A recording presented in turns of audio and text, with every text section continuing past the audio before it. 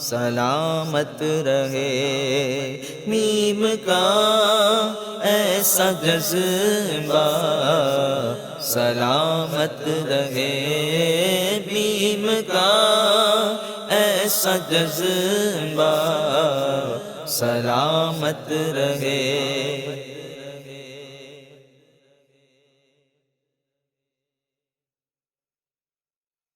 اعوذ باللہ من الشیطان الرجیم، بسم اللہ الرحمن الرحیم۔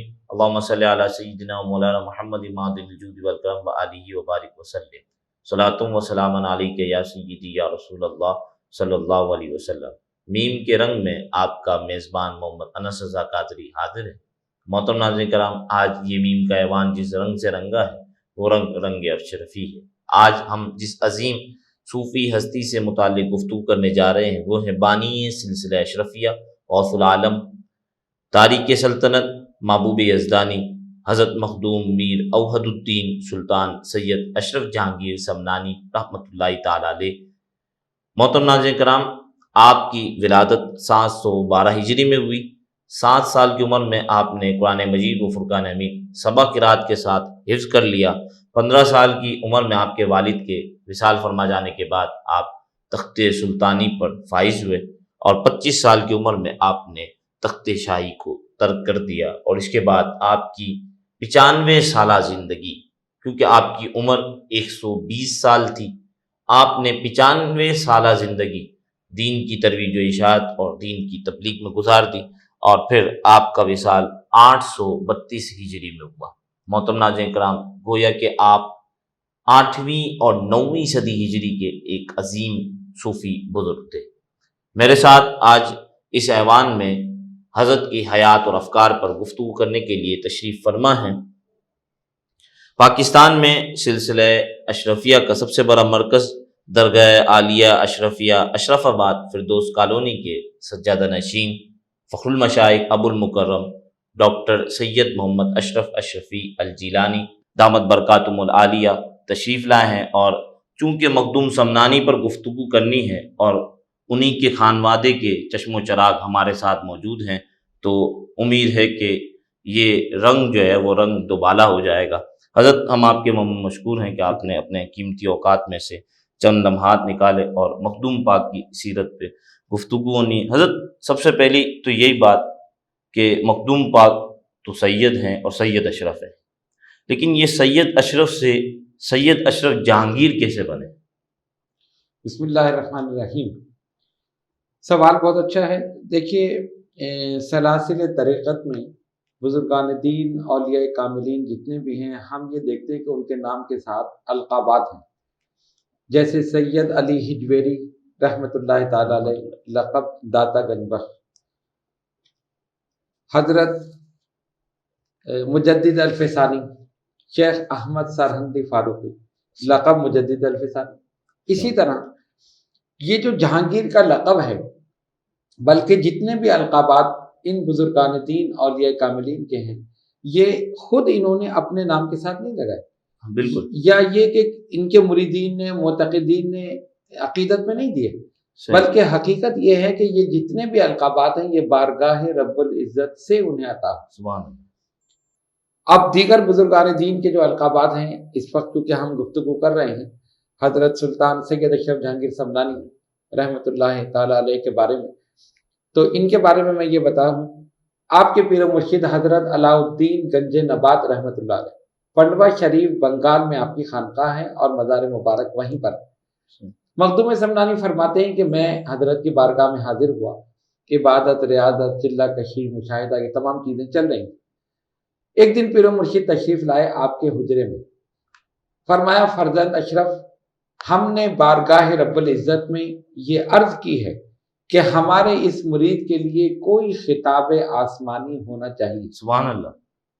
جو حضور کی فرمائے، خوش ہوئے، اور اس کے بعد مراقبے میں چلے گئے۔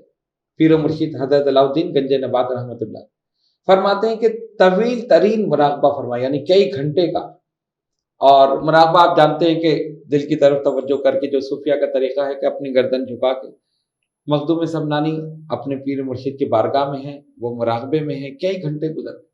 نماز فجر سے قبل یعنی تہجد کے وقت آپ نے اپنا سر اٹھایا صحیح، اور چہرے مبارک پر خوشی اور مسرت کے آثار، سبحان اللہ، فرمایا فرزند اشرف مبارک ہو، تمہیں بارگاہ رب العزت سے جہانگیر کا لقب ملا۔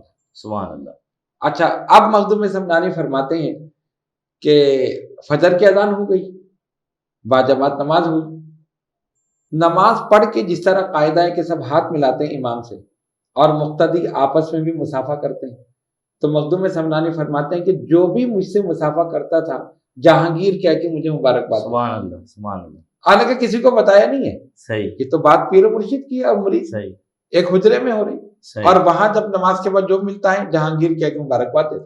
سبحان اللہ، پھر یہی نہیں، مخدوم سمنانی نے فرمایا کہ پھر مجھے خانقاہ کے در و دیوار سے جہانگیر جہانگیر کی آواز آئی، سبحان اللہ، تو اب نام ہو گیا سید اشرف جہانگیر، سبحان اللہ، اور سمنانی تو سمنان کی وجہ سے، صحیح، تو اس لقب کی وجہ تسمیہ یہ ہے۔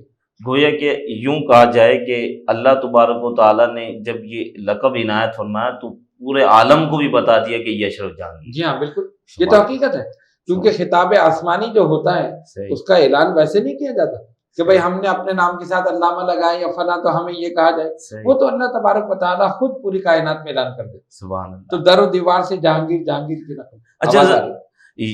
ہم بزرگان دین کی سیرت وغیرہ کا مطالعہ کرتے ہیں تو بزرگان دین کافی سفر کیا کرتے تھے، داتا صاحب علیہ رحمہ کے بارے میں ملتا ہے کہ آپ نے بھی کافی سفر کیا، اور مخدوم پاک کے بارے میں تو یہ ملتا ہے کہ آپ نے 3 سال یعنی 3 مرتبہ پوری دنیا کا سفر کیا، تو یہ کون سی ایسی وجہ ہے کہ جس وجہ سے یہ بزرگان دین اتنا سفر کیا کرتے ہیں؟ ورنہ تو ولایت تو اللہ تبارک و تعالیٰ تو ایک جگہ بیٹھے بھی عطا کر دے، لیکن یہ سفر کرنا یعنی اس میں کیا راز ہے، اس میں کیا حکمت ہے؟ دیکھیں، ولایت کے حصول کے لیے سفر نہیں ہے، صحیح، ولایت تو مل چکی تھی، صحیح، اور وہ تو پیدائشی ولی تھے، مدرداد ولی، سبحان اللہ، اور عبادت ریاضت تقوی مجاہدہ یہ سب کچھ کر چکے تھے، کیونکہ لطائف اشرفی میں لکھا ہے کہ جب آپ نے 4 سال پیر و مرشد کی خدمت میں گزارے، پھر حضرت علاء الدین گنج نبات رحمۃ اللہ علیہ نے فرمایا بس اب حکم ربی یہ ہے کہ تم تبلیغ دین کے لیے روانہ ہو۔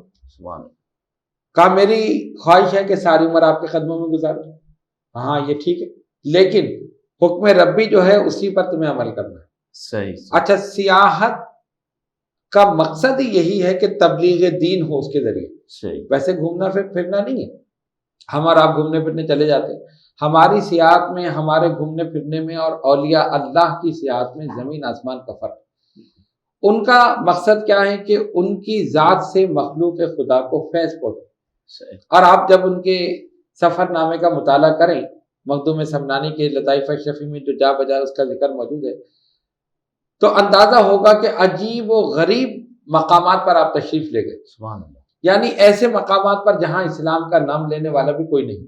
صحیح، پھر آپ نے اپنی علمیت، روحانیت اور اپنی کرامات اور کمالات کے ذریعے دین کی تبلیغ اور اشاعت فرمائی۔ سبحان تو اللہ، جس طرح کہ آپ نے کہا کہ داتا گنج بخش رحمۃ اللہ علیہ، دیگر بزرگان دین اور مخدوم سمنانی، ان تمام بزرگان دین کے سفر کا مقصد صرف اور صرف یہ ہے کہ اس کے ذریعے دین کی تبلیغ ہو۔ اب دیکھیں، سب لوگ تو ادھر آ نہیں سکتے، اس لیے خود تشریف لے گئے۔ سبحان اللہ، اچھا، اس میں ایک نقطہ اور قابل غور ہے کہ جہاں جاتے تھے آپ کی شہرت ہو جاتی تھی، لوگ آ کے پیچھے مرید ہو رہے ہیں، تبلیغ صحیح، ہو رہی ہے، کافر مسلمان ہو رہے ہیں، تو جب یہ سب کچھ ہوتا تھا فوراً آگے بڑھ جاتے تھے۔ صحیح، صحیح، اب یہ نہیں کہ یہاں ہو گیا تو اب سب میرے چاروں صحیح، طرف رہیں، فوراً اگلے علاقے کی طرف صحیح، منتقل ہو گئے۔ سبحان اللہ، تو مقصد صرف تبلیغ دین تھا۔ صحیح۔ محترم ناظرین، آپ نے سماعت کیا کہ بزرگان دین اگر سفر کرتے ہیں تو مقصد اللہ تبارک و تعالیٰ کے پیغام کو عام کرنا ہوتا ہے۔ تو جیسے مجاہدین صفوں کو بڑھاتے ہیں اور سلطنت اسلامیہ کی حدود کو بڑھاتے ہیں، اسی طریقے سے یہ بزرگان دین دلوں کو بڑھاتے ہیں، یعنی وہ دل کے جو اللہ کی یاد سے غافل ہوں یا کفر کی تاریکی میں ڈوبے ہوئے ہوں، یہ بزرگان دین اسے روشن کر دیتے ہیں۔ محترم ناظرین، یہاں ہم نے ایک وقفہ لینا ہے، آپ سے ملاقات ہوتی ہے ایک مختصر سے وقفے کے بعد۔